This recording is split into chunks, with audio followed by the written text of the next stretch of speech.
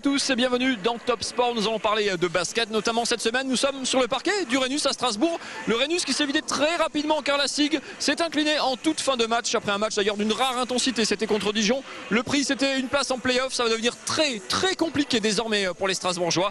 On va voir ça dans un instant avec les images du match et l'interview de Vincent Collet. On parlera également de handball. Les Mulhousiens, eux, ils seront en play-off. Les play-offs d'accession pour rejoindre Célestat peut-être en D1. On parlera également de softball. On commence tout de suite par le basket et donc le résumé de cette rencontre entre la SIG et Dijon.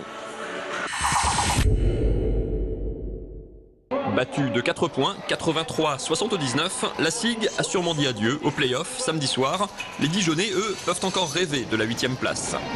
Dans un match très serré, pendant 40 minutes, la SIG a surtout subi l'adresse infernale de Dijon à 3 points, 12 sur 17 au final, soit un extraordinaire 70% de réussite.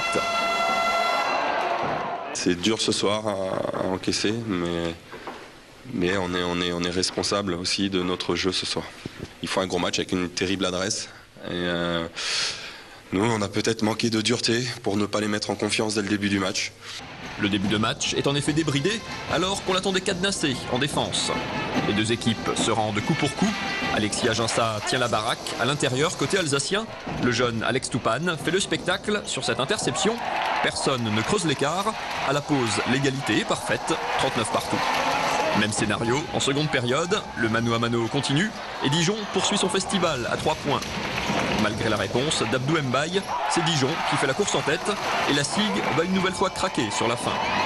Un dernier panier primé de David Mélody et les 2 points d'André Harris scellent le sort du match et celui de la SIG.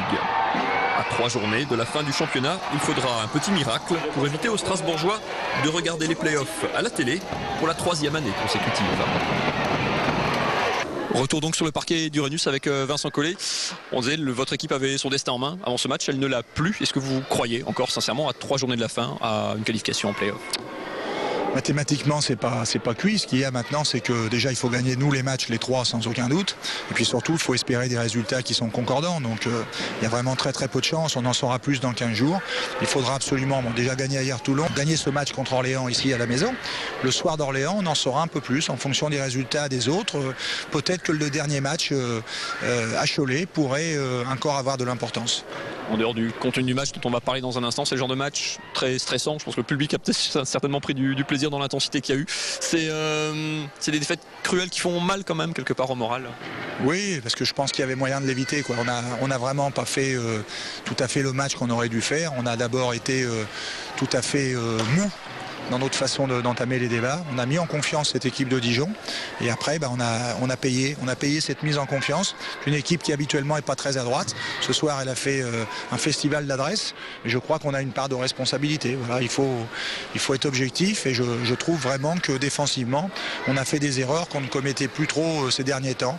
On a fait beaucoup d'aides incontrôlées qui ont ouvert des positions de tir en venant aider sur des non-dangers. Moss et Lewin ont marqué 6 points à 2 et on est venu parfois vraiment très près de 2 pour offrir des tirs à leurs shooters et bon c'est vraiment dommage. Et puis on a vraiment subi sur Bobby Dixon qui a vraiment dominé les débats. Il a été très adroit et en même temps il a fait plus de créations qu'il a l'habitude d'en faire, donc c'est vraiment là les clés du match. Et sur une bonne série avec 3 victoires sur les 4 derniers matchs, des matchs au gros contenu comme contre Gravelines, même s'il y avait une défaite au bout.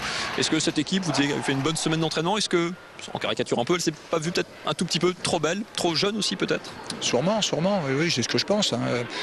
Oui, inconsciemment, on était vraiment sur un bon rythme en ce moment. On s'est très bien entraîné toute la semaine. Je pense que l'équipe avait vraiment confiance et on sait toujours que lorsqu'on est rassuré, c'est là que le danger est proche. On ne sait jamais comment l'adversaire va se comporter. Ce soir, il a été remarquable et il aurait fallu qu'on soit vraiment pied au plancher d'entrée de jeu. Après, on a fait des efforts et on n'a pas fait un mauvais match. On shoot à 61%, on fait 21 passes décisives. Donc, il y a du contenu dans le match de ce soir, mais il a manqué, je dirais, de la vigilance dans l'entame et on a payé cash. Beaucoup d'autres fois, cette manque de vigilance n'aurait pas eu de conséquences, mais malheureusement, ce soir, on est tombé sur une équipe en euphorique. Et dans ce cas-là, vous ramez tout le match pour revenir. Et au moment où on est revenu, on a encore fait des petites erreurs, comme des lancers ratés ou ce retour en zone qu'on aurait pu bien sûr éviter. Terminer cette équipe sur le match de ce soir, même s'il reste une petite chance de se qualifier en play-off. On pense quand même, un soir comme aujourd'hui, à cette défaite à Villeurbanne sur un panier au buzzer, cette défaite contre Gravelines en toute fin de match. Vous allez dire que peut-être ça s'équilibre. On a quand même plutôt l'impression que les matchs comme ça, cette saison, ils n'ont pas beaucoup souri à la SIG. Non, ça s'équilibre pas du tout. Non, il faut dire, je ne veux pas faire le bilan encore maintenant, mais c'est évident. On a gagné la semaine dernière contre Paris. On commençait justement à avoir la capacité à gagner ces matchs-là parce qu'on était meilleurs. Mais tout au long de la saison, ça a été notre problème, en particulier à l'extérieur. Roanne, vous pouvez ajouter Roanne. Roanne, on a mené tout le match et on perd 2-3. Bon, et on a eu beaucoup de matchs où il nous a manqué en fin de match la lucidité pour faire la différence. Donc c'est effectivement une limite de notre équipe de cette année. Merci beaucoup Vincent Collet. Puis on croise les doigts quand même pour les 3 derniers matchs. On va parler d'une équipe qui elle s'est qualifiée pour les playoffs. Ce sont les handballeurs de Mulhouse, le MHSA, qui a battu Nancy ce week-end. Les Mulhousiens, il leur reste 3 matchs, vont attaquer ces playoffs le couteau entre les dents. Nous étions justement lors de ce match contre Nancy. Regardez.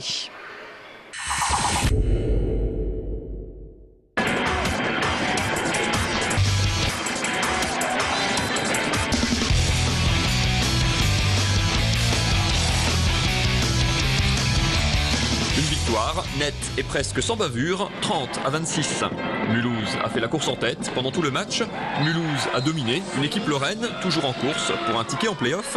Mais Mulhouse était tout juste satisfait. Car après 3 semaines de trêve, les ambitions des Haut-Rhinois sont plus élevées que jamais. Ouais, c'est un bon match de reprise, c'est sûr. On est tombé sur une équipe de Nancy très accrocheuse. On n'a pas su tuer le match. En début de deuxième mi-temps, on n'a pas su tuer le match, on les a laissés espérer un peu trop longtemps, c'est dommage. Une attitude qui dit bien l'ambition de cette équipe.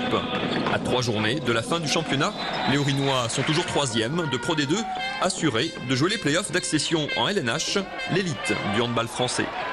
Les Mulhousiens restent surtout sur une énorme série avec une seule défaite sur leurs 16 derniers matchs. On a un peu mal commencé le championnat en perdant 3-4 matchs à la suite, ce qui fait qu'on est derrière là en ce moment. Mais bien sûr, on a toujours annoncé qu'on jouait la montée et qu'on jouait la première place. Je pense qu'on peut avoir des regrets face à notre début de saison où il a fallu incorporer encore les nouveaux et puis peut-être assumer ce statut de favori suite à notre belle prestation l'an dernier. Le MHSA avait en effet fini 3e la saison dernière, derrière Créteil et Célestat. Mais cette saison, la formule du championnat a changé. Si le premier monte directement, les équipes classées de 2 à 5 jouent des playoffs, demi-finale et finale, dont le vainqueur accède en D1. On a tous dans la tête les playoffs déjà, donc c'est vrai qu'on prépare à chaque match un peu plus. Maintenant on ne connaît pas encore notre adversaire direct, on verra. On est peut-être une équipe de 2 matchs coup près, on sait peut-être se transcender face à ces rendez-vous. Donc à nous de le prouver l'heure venue. Tout en ayant donc la tête au play-off, les Mulhousiens veulent aussi conserver leur bonne dynamique pour les 3 derniers matchs de championnat. Le tout en évitant les blessures, histoire d'aborder les phases finales au taquet et au complet. Et le prochain match pour les handballeurs mulhousiens, c'est un déplacement compliqué chez le leader Aix-en-Provence. Ce sera ce week-end. Prochain match à domicile et dernier match à domicile de saison régulière avant les playoffs. Ce sera la réception de Chartres le vendredi 4 mai à 20h30 au Palais des Sports. Vous connaissez sûrement le baseball, évidemment, parmi les nombreux sports qui nous viennent d'Amérique. Vous connaissez peut-être son petit cousin, le softball. Plusieurs clubs existent dans la région. Le dernier en date, peut-être pas à l'endroit où on l'attendait le plus. Ça se passe à Diefenbach-Oval. Regardez. Un paysage de carte postale dans le Val de Villers, un stade déserté par les footeux et occupé par une équipe de softball. Bienvenue chez les Pirates de Diefenbach-Oval. C'est quelques passionnés du secteur. On a voulu créer une équipe sur place. Donc on a trouvé les terrains de la commune de Diefenbach qui nous accueille gentiment ici. Voilà, c'est des passionnés. Moi, ça fait 25 ans que je joue. Il y en a d'autres, ça fait 6 ans, 10 ans, 20 ans. Voilà, c'est une passion avant tout. Le club est né à l'automne dernier et compte aujourd'hui 17 joueurs, chevronnés pour certains, débutants pour d'autres dans ce sport directement issu du baseball. Donc la différence avec le baseball, c'est que le terrain est un peu plus petit, la balle un peu plus grosse, donc c'est accessible vraiment filles, garçons, tout âge, de 10 ans à 90 ans peut jouer au softball. Parmi les autres différences, la balle se lance sous la hanche et arrive donc moins vite et les matchs sont nettement plus courts qu'au baseball. En France, le softball se joue aussi en équipe mixte. Chez les Pirates, un tiers des joueurs sont ainsi des joueuses. Je suis nouvelle, donc pour le moment, j'ai pas de poste attitré. Et donc c'était mon premier match en compétition et je suis super ravie, j'ai mis un point, voilà. C'est la fête. C'est la fête, voilà. Après Colmar, Strasbourg et Mulhouse, Diefenbach est le 4e club de la région. Engagés dans un championnat avec des équipes de tout le Grand Est, les Pirates sont pour l'instant en tête de leur groupe. Pierre, lui, a découvert le softball il y a moins d'1 an. C'est pas un sport où il suffit de courir après la balle, il faut réfléchir. Et faut faire attention à ce qu'on fait, il faut être précis et avoir des réflexes. Voilà ce qui me plaît quoi, en fait. Faut être précis, rapide et sûr de ses gestes quoi. Ce dimanche, les Pirates ont dominé les Espadons de 3 lors des 2 manches, 18-2 et 27-3. Un pas de plus dans une première saison décidément mémorable. C'est déjà la fin de ce Top Sport. Je vous rappelle les prochains matchs de la SIG. Déplacement à Hyères-Toulon, ce sera ce samedi sur la côte. Prochain match et dernier match à domicile, la réception d'Orléans. Ce sera donc ici même au Rhenus le samedi 5 mai. Autre programme du week-end de sport en Alsace, du football en national. Colmar, gros match, reçoit Nîmes, un des candidats à la montée. Gros match également pour le Racing. Colmar, ça sera vendredi. Le Racing, c'est évidemment samedi à la Méno. 18h, réception de Vesoul, l'un des concurrents des Strasbourgeois pour la montée en CFA. Et puis en handball, peut-être un pas décisif pour le maintien pour les handballeurs de Célestat qui reçoivent Nantes. Le match, c'est samedi 20h30 à Célestat. On se retrouve nous la semaine prochaine, bien évidemment, pour une nouvelle émission. Rendez-vous lundi à 19h40. D'ici là, www.alsacevan.tv. À la semaine prochaine. Bye bye.